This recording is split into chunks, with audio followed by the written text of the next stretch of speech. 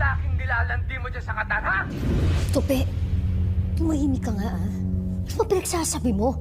Hindi mo alam. Pinakita sa akin ni Mang Elias ang kanyang cellphone. Kalat na kalat sa internet at pinagtatawanan ako rito sa barangay! Bangag ka na naman? Tamang hinala ka? Tumigil ka! Iiputan mo ako sa ulo? Ha? Iiputan mo ako? Ha? Tay! Mo, Tay! Ha? Huwag kang malikot. Ang pasing ko ulo mo, maniwala ka. Kevin? Josie, oh. Tapos na ang panglalaki mo dyan sa Katara! Umuwi ka na! Nasasaktan yung mga bata! Bitiwan mo sila! Wala pa nga akong ginagawa, Alam mo, Josie, uuwi ka pa? Kung masasabugin ko ang ulo ng anak ko, mamili ka! Sandali! Sa hirap ng buhay ay walang maaasahang tulong si Josie mula sa asawa niyang si Tupe.